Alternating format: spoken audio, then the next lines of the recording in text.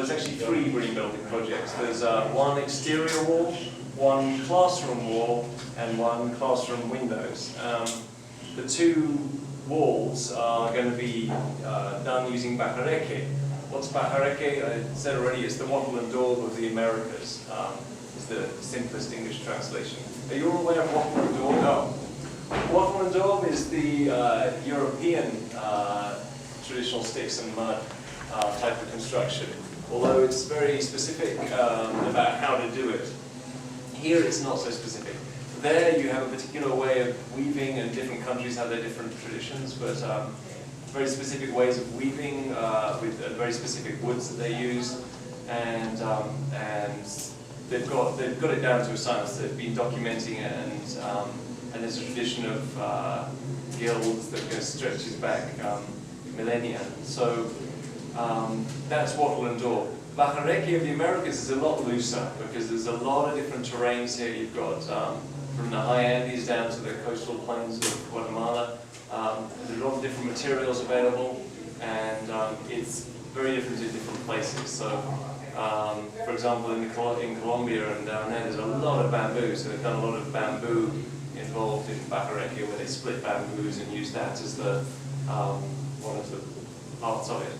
Here, I learned about bajareke in the Guatemalan highlands tradition, and they use hardwoods from around these valleys, of which there aren't many left because they've all been chopped down. Because the villages have recently, in the last 20 years, they've tripled in size since 1989.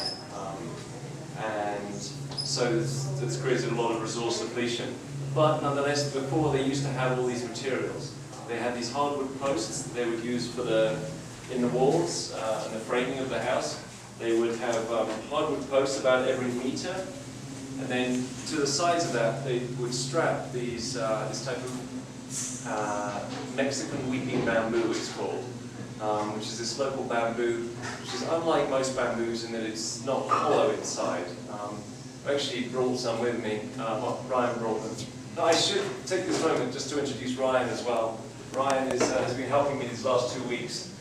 He's from Cleveland, and he kindly offered his help to myself and my wife's project, the Cambalacha, and I said, well, I don't have much here at the moment, but we've got this project with John. And he jumped on that. He's been slaving away, preparing everything for the natural building team over there, getting it to the point where we can just show up and go, you put the sticks here. Dun, dun, dun, dun. So, welcome Ryan, and thank you very much for all your help already. Anyway, back to bajareke. So you've got these posts, and you've got these, every 10 centimeters, you've got these Mexican weeping bamboo, which are about that thick. The posts you work with, but between that thick to bigger, the corner posts and more structural members. They're usually 1 story, I should add as well. People don't usually do 2 stories. You can, but people tend not to, just because it's quicker and cheaper. So you've got these posts, and you strap these bamboos to it, and you use this local agave cactus, which is, I don't know if I can see any out of the window here. They're all over the place, though. They're similar to what they make tequila out of. Big spiny leaves. Yeah. Unfortunately, you can't make them out of this toxic, but these spiny, big spiny cactuses, they send enormous great flowers up, about sort of 5-6 meters up in the air. They're quite a spectacular plant.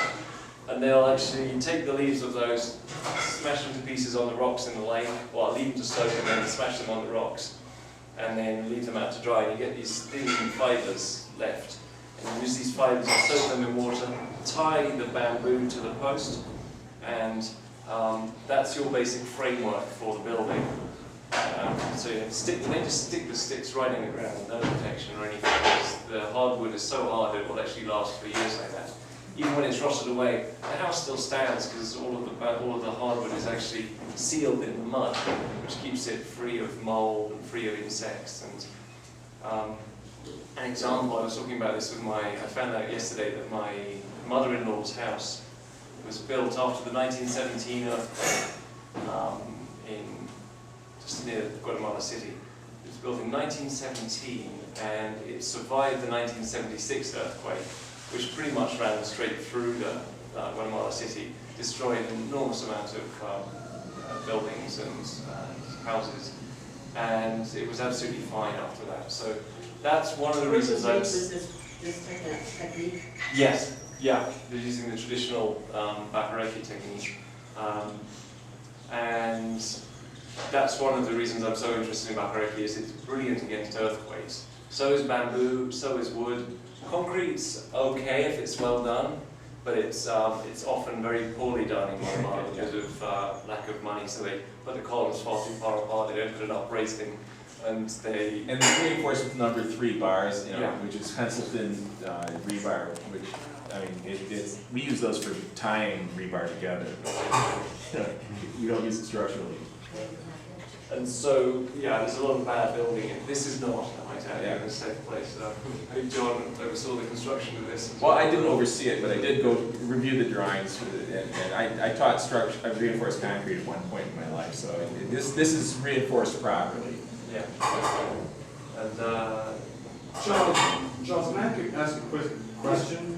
Using Bahareki, using wood, I know a lot of times concrete is used just because of the weather, right? Because a lot of the rain tends to affect. Does the rain here tend to affect the wood negatively when you're using? Definitely, you need to protect your wood and bamboo as well, and your adobe as well.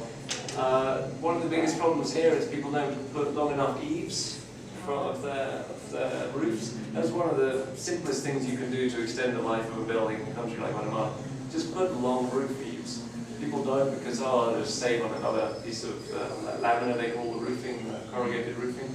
So they just try and skimp a little, have little 20-centimeter overhangs.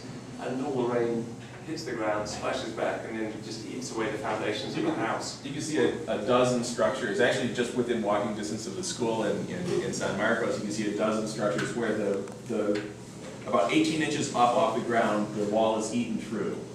And it's in need of repair because they're not sufficient overhangs. And it's made out of wood? No, these walls that I'm talking about are made out of adobe. Yeah. And even concrete gives up after it's been soaked for so long. Yeah. So It goes from drying, heating, it gradually crumbles and disappears. Yeah, it is a problem, but as long as you build with that in mind, you can prevent it. So that's you'll see one of the things we're doing with the classroom is putting long eaves on everything to make sure it doesn't get any more damage from the rain than it needs to. I just want to make sure, that is one of the reasons why most of the buildings are concrete, right? Because I mean, most of the buildings you see in... The history of concrete, that's a whole chapter. I'll be coming to that in just a second. So let's go back to Bahareki. So I was talking about my mother-in-law's house. It withstood the 1976 earthquake. And then it got torn down. Why? Because they wanted concrete. So why did concrete suddenly become so popular? It is an amazing material. We've all probably been exposed to a lot of concrete in our lives. And it was how I learned to build as well. It's like, I want to build a good house that's going to last. Oh, well, do you want to do it in concrete then? So I learned reinforced concrete construction, and it's true, it is wonderful in many ways. However, it's not necessarily ideal for all the people who are building with it in this country now. The reason concrete is so prevalent here, and you probably noticed a lot of houses with rebar sticking out of the top of the houses. They want to keep on building up, and they haven't got enough funds, so they just build it. And these horrible block houses, badly built with rebar sticking out all over the place. They're real eyesore. And but yet that's what people want. It's the prestige thing. If you don't live in a block house, you're poor, and that you don't want to be seen as poor in your neighborhood. So that's what happened. Was that the Bahareki in the 1960s gradually started getting replaced with adobe. Adobe was seen as more modern, as cleaner and healthier and more prestigious. In fact, it wasn't. It was a lot worse for earthquakes. A lot of houses in Soledad fell down, and lots of people died in the 1976 earthquake up in Soledad, which is the town up behind us. It's the regional capital, because they all built with adobe, and they were the more advanced town. All the little villages, they were fine. They still had Bahareki buildings. They didn't fall down. But nonetheless, this obsession with adobe continued, and then it got replaced with concrete in the 70s. And so a lot of Central America, and indeed all over the world, bajareke type constructions and bamboo and natural materials all started getting replaced with first adobe in this country and then later concrete block. And there's now a very large movement in Thailand back towards natural building because of this NGO called Clayworks, who do a lot of popularization of earth building, training local teams to work with the materials they had, instead of having to work to get the money to buy the cement or to get themselves in debt and trapped in this economic available. On the whole, little detail about that. I said a minute ago that they've actually cut down on the resources here. There are fortunately some private managed forests where they're still taking care of it, not that you'll get chopped down for firewood. And there are people starting small replanting programs, recognizing the value of these native species, and over just wholesale planting monocultures of pine and cypress. You'll see around here actually a lot of the foreigners when they first came here, they said, oh, I want to plant trees. And they just planted the hillside with cypress and pine. And the locals started seeing that and go, oh, let's do that too. So there's a lot of pine and cypress planted around here. And yet it's absolutely terrible for the local ecosystems. It's very damaging and harmful. Basically, there's no life under a pine tree or a cypress tree. Whereas these other... So those aren't natives in here, are they? I think there are some that are, but the majority aren't. They're just brought in. And a lot of projects bring them in as well. And try and encourage them to be... Because, you know, reforestation is good. It's not necessarily. So that... But, you know, things are changing, and people are cottoning onto the wisdom of planting native species and these other materials. I'm helping to plant a forest up in the valley of San Marcos. We're doing a lot of native species there, as well as the local grasses. The roofs were also natural. So let's go back to the bajareke. How do you finish a bajareke house? You've already got the bamboo tied on with maguey. You then fill it with mud and stones. And then you plaster the outside with mud as well. And they would often put other things in it, like horse poop. I didn't used to have that before the Columbus made it over here, but they've been using horse hair and horse poo in the mix, especially in the plaster. You can also put a prickly pear cactus. We're going to be making a plaster with that for the outside of the outside wall. That's a good way to protect it from the splashes of the rain. You make a lime plaster with lime and prickly pear juice. So again, no need to use cement for that. So there you've got your bajareke wall. And they would use also local woods for the roofing materials. And they would thatch it with this grass that was grown, used to be all over the mountains here apparently. Even 20, 30 years ago, there was still quite a lot of it. And now there's hardly any. But again, there's a private managed plantation up in Santa Lucia, over the valley here, where someone saw the wisdom of hanging on to their fields of this grass, and they've kept resowing it. So you can still get these materials. And I actually had to source most of the building materials that we're going to be using from private forests outside of San Marcos, because it's so hard to get the good materials up here in the valleys. So that's the bajareke building we're going to be using. We're going to be building this exterior wall, and we're going to be building an interior wall in this classroom. Where this school is the nursery school, kindergarten, I think you call it in the States. It's a very poor school. It's actually the project properties of this NGO called Vivamos Mejor, which I think now is no longer, but they donated the property to the village, and it's now a cooperatively run school. I think they pay 60 quetzales, which is about $8 per year, to be able to send their kids there, and that's to substitute what the state provides the school, which is practically nothing. And you'll see when you arrive, it's in a real state of disrepair, so it's going to make a real difference. us making this classroom available to them. And so there's the classroom, and then there's the exterior wall. The exterior wall we're building because all the kids like to run off and hide. And so we're preventing escape from children. Some vegetation, they disappear. Yeah. These coffee And breaks. these kids are also outgoing. I think I would say they're not timid about gringos. No, not on the contrary. Well, they're right on the main path as well, so they're all saying hello to all the foreigners who walk past, and they're hopefully going to be joining us a little bit for the building of it. But yeah, watch out; they can be cheeky. And actually, one of them tried to pee on me last time. Apparently. According to Ryan, I didn't actually see it. The kid was on the second floor. From the second floor. But they're in this school, so you should be able to defend yourselves. And anyway, it's a great school, and my wife's, my organisation, the Kamalacha, has been teaching, volunteer teaching there for years as well. And they are also, sorry, what else about the school?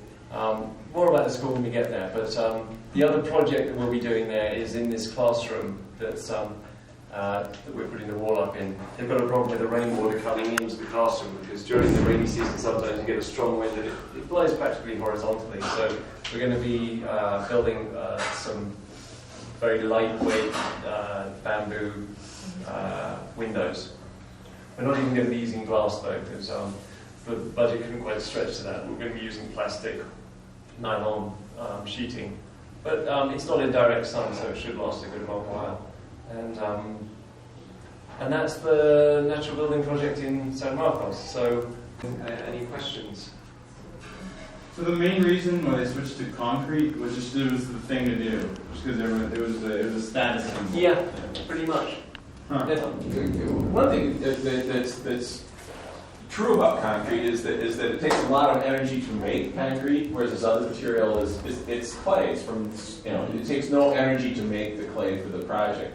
And so the amount of embodied energy in the project, the amount of energy it takes to create it, the amount of carbon dioxide released into the atmosphere to create it is near zero compared to concrete. Actually, making concrete, the chemical reaction when you make concrete releases carbon dioxide. It actually releases a tremendous amount of carbon dioxide. Concrete production and use is a very carbon-intensive process. Number one reason for global warming, they say, was from concrete production emissions all around the world. Yeah. They heat this, it's clay essentially. They heat up and to the point where it takes hours of really high temperature.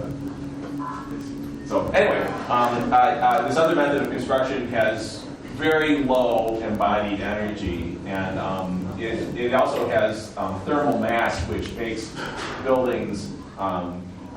It averages out the daily temperature swings. So today we're going to get really hot during the day, and then it's going to be pretty cool at night. And a building that's made with massive walls has a tendency to even all those temperatures out. So it's relatively cool compared to the outdoor temperature during the day, and it's relatively warm compared to the outdoor temperature in the evening, which is really wonderful benefit of using this type of construction. It's like free energy.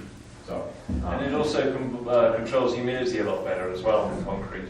Concrete tends to, it depends where you are, but it can either be too dry or too damp, whereas the earth buildings, it's a well-known feature of all types of earth buildings, that it's a much healthier environment. As long as you can keep it dry, as long as there isn't mold in the house, that it's a much healthier for humans to live in an earth building than it is in a concrete. It's surprisingly high humidity. Hospitals actually maintain a relatively high humidity compared to most people's houses, because that little bit higher humidity is the point where there's the least amount of bacterial growth. It's not when it's absolutely dry. There's certain bacteria that thrive in dryness, and there's certain bacteria that thrive in really wet conditions. And there's this center region, which is actually a little higher than most people think, is where the least amount of bacteria growth is. So that's another great. Yeah. aspect of this. So it helps take care of the swings in moisture. Can I just ask, this building, Yes. what is this made out of? Is this concrete? This is concrete. This is Concrete concrete. and block. Yeah. Now, the kind of building you're mentioning, can you make a building this big? Or is it You can't more for also- houses? You can't just because they don't have columns this long. I mean, most Bahareki buildings would be 1 story, but there are plenty of 2-story Bahareki buildings as well. You can go even further. In Colombia, for example, they have 7-story bamboo buildings. So using bamboo, which gives them much longer pole length, you can get 12-meter long poles, massive great bamboos like that thing. And they've got 7-story buildings in Colombia and where they're built. And some of them have been done with Bahareki style wattle and door walls. So yes, they do exist. There aren't many of them. Okay. Yeah. Now that you mentioned bamboo that way, because you said the hardwood was rare, but you said that's the tradition around here. Is there any chance you can modify the tradition to have more bamboo instead of the hardwood? You can. I built I call it Bambareki. It's bamboo. I've got a compostore that I built out of Bambareki, and I was, it's held up great, no sign of any deterioration apart from the usual slight sun damages that you get from these parts. So yes, you can do that, and indeed, if you look at the Bahareki of different parts of the Americas, then you'll find that there are lots of cases of people doing different hybrids and versions of it. And really, that's one of the problems now, is that a lot of the knowledge of local styles of Bahareki is being lost. And there's still just enough time to catch a lot of the technical details of what went into a good Bahareki building. Because some of the elder, 60, 70, 80-year-old people still remember how to do it. And I think that's one of the parts of this project, is to sort of start documenting at least the Bahareki that we're doing here. And I've done some exploring online. I think I'm really excited about putting this on our website because there's a lot of interest in this type of construction. It's actually local interest in this type of construction. I think some of the more contemporary, just Guatemalans are looking at this and saying, "Hey, wait a minute! This is in addition to a really cool process. It's our cultural heritage."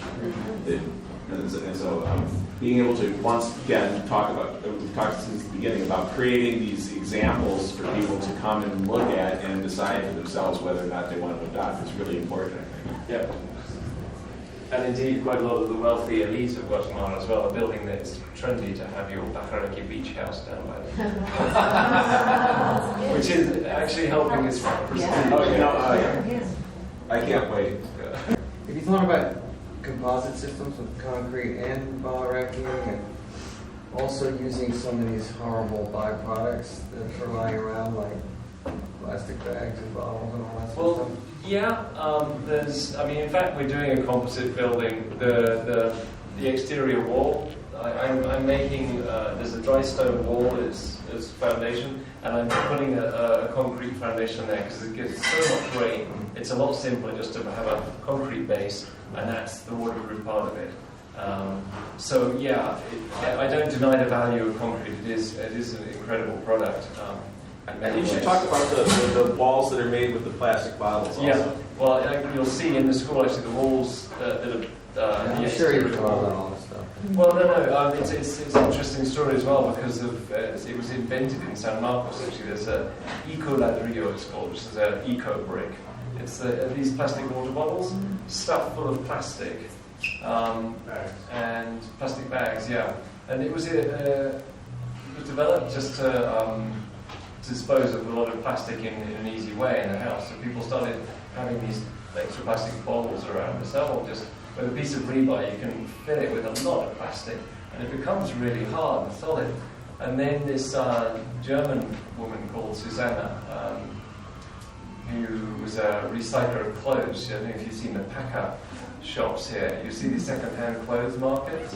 They're everywhere in Guatemala. And she would go hunting for designer clothes and then cut them up and sell them again. So she was already an upcycler, call it now, such anything, taking used stuff and making it into something that's even more classy than it originally was. And she hit on the idea of using these trash disposal devices actually as bricks. And so she started putting chicken wire over a 2x4 frame and then filling it with these eco-ladrillos and then plastering over that to keep it in. There was the problem of you get I just demonstrate with these, if you put lots of them together you get these void spaces here. So they would actually pack that with trash as well. And we did there's a lot of walls in San Marcos that are built like that. And one of the exterior walls in the schools it's got a truth window, so you can actually see all the bottles full of trash in certain parts of it. I think one of the walls here at the school is built that way. Right. As a demonstration, I'm not sure. Yeah. And you wouldn't tell the difference by looking at it. Yeah. No, I mean, they're a great way of disposing of, otherwise eyesore and toxic byproduct for modern lives. Those eco bricks, they don't have to like process those, they don't like compress those into like a brick shape, they just stuff the bottles with plastic bags. It's merely fill, and it works fine. I mean, it provides a layer of insulation. It's not huge, but you don't need a lot in this climate.